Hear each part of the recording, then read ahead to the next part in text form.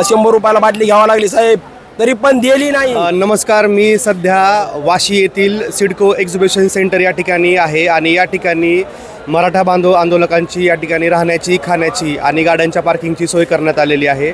आंदोलन सुरू झाल्यापासून सुरुवातीला 2 दिवस त्या ठिकाणी आंदोलकांची उपासमारीची वेळ आली होती। आंदोलकांना वेळेवरती जेवायला मिळाल्या नसल्याचे व्हिडिओ आणि बातम्या व्हायरल झाल्या होत्या। त्यानंतर मराठा आंदोलकांनी त्यांच्या गावाकडे मदत मागवली आणि जी मदत आली आहे तुम्ही ह्या व्हिडिओमध्ये बघू शकताय की इथं जवळपास 3 ते 4 लाख भाकरी आणि चपाती या ठिकाणी आलेल्या आहेत। प्रत्येक घराघरातून, प्रत्येक गावागावातून, बीड असेल, धाराशिव असेल, जालना असेल, संभाजीनगर असेल, तमाम महाराष्ट्रातून या ठिकाणी मदत यायला सुरू झालेली आहे आणि पुढचे किमान 15 दिवस या भाकरी आणि चपाती पुरतील एवढी या ठिकाणी मदत आलेली आहे। माझ्यासोबत काही मराठा आंदोलक बांधव आहेत। काय नाव तुमचं? पुरुषोत्तम शेंडगे। कुठून आला तुम्ही? मी आलो वडवणी तालुका, बीड जिल्हा।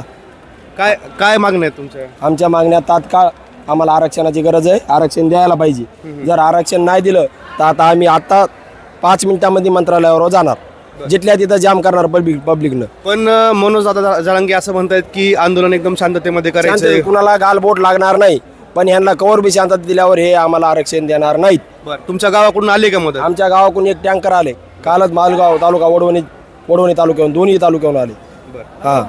हा बघा, पहिले 2 ते 3 दिवस यांनी आम्हाला उपासमार केली, पाणी दिलं नाही। आम्हाला 100 रुपयाला बाटली घ्यावी लागली साहेब, तरी पण दिली नाही। ते बघा आता 1 लाख पाण्याच्या बॉटल आहेत। आता आम्ही बिस्लरीच्या पाण्याने आंघोळ करतो, ते बघ म्हणावं, हे त्याला लाईव्ह दाखवा। त्याच्या 7 पिढ्यानं जरी पाण्याने आंघोळ केली का तरी पाणी संपणार नाही। पिण्याचं तर लांबच राहिलं, 7 पिढ्यानं जरी भाकरी खाल्ल्या काय भाकरी संपणार नाही। आखी मुंबई खाऊन आम्हाला गावाकडल्या माणसाला मेसेज द्यावा लागला, तुम्ही आता भाकरी जराशी देऊ नका, हे भाकरीचा टॉक भरपूर आहे, अन्न हे पूर्ण ब्रह्म आहे, हे वाटोळं सुद्धा झालं नाही पाहिजे। आम्ही वाटोळं करणार पण नाहीत, जर उरलं तर आम्ही बांधून नेणार। आमचं हे ना शासनानं दिलं नाही। आम्ही वडवणी तालुक्यातून येताना मुस्लिम समाजाचे लेकरं 10 ते 15 वर्षाचे, मुस्लिम आणि हिंदू दोन्ही एक झाले, ध्येनं भांडण लावण्याचं काम केलं। आता बसतोर भांडण लावून तमाशा वागल्या, पण आता तमाशा आमचा नाही, आम्ही एक आहे, दोन्ही बी 10 ते 15 वर्षाचे लेकरं बिस्लरी वाटत होते। बिस्लरी माऊली घ्या, माऊली बिस्लरी घ्या, बळच देत होते त्यांना। हे बघून सुद्धा 15 वर्षाच्या लेकरांना पाणी वाटलेलं सुद्धा बघून की उदय आलेली नाही। अजून बी खेड्यापाड्यामध्ये माणूस की जिवंत आहे। आता इतिहासामध्ये पहिल्यांदा घडले, गणपती मंडळ बसल्यापासून अन्न बंद करणारा आता आमच्या खेड्यापाड्यामध्ये 10 ते 15 वर्षाच्या लेकरानं गणपती बसवला तर पोलीस लोक म्हणतात परवाना काढलाय का, कुणी गणपती बसवलाय, अध्यक्ष कोण आहे? मग ह्या गणपती मंडळ बसल्यावर ह्याला कुणी अधिकार दिला अन्न बंद करण्याचा, पाणी बंद करण्याचा? ह्याला तात्काळ अटक करा ह्या पुराव्यामध्ये। बरं, आता तुमची इथं राहण्याची सोय केली आहे? राहण्याची सोय चांगली, उगाच काय म्हणायचं नाही, झाडून हे ते ओके। आणि तुम्हाला आंघोळीसाठी पाणी असेल, बाथरूम असेल, या सुविधा आहेत का व्यवस्थित? हो, बाथरूम, पाणी, आंघोळी आहे सगळं। आता तुम्ही कधी जाता तिकडे आझाद मैदानावर? आपल्याला तिकडे आझाद मैदानाकडे तुम्ही निघलोत, फक्त तुम्ही आलात म्हणून थांबलो। वापस कधी येतात तुम्ही? वापस जेव्हा पाटील म्हणते तुम्ही जा तेव्हा आम्ही जातो। पाटलाचा आदेश मोडायचा नाही आम्हाला, आमचा धर्म आदेशावर चालतोय, आदेश आम्ही मोडत नाही, त्यांच्या शब्दात बांधलोय, नाही ह्याचा खवा बी पोत भरू शकतो। पहिल्या दिवशी स्वतः आम्ही ब्रिजवर होतो, आम्ही 2 ड्रायव्हरनं फक्त 2 बिस्किटवर अख्खा दिवस काढला।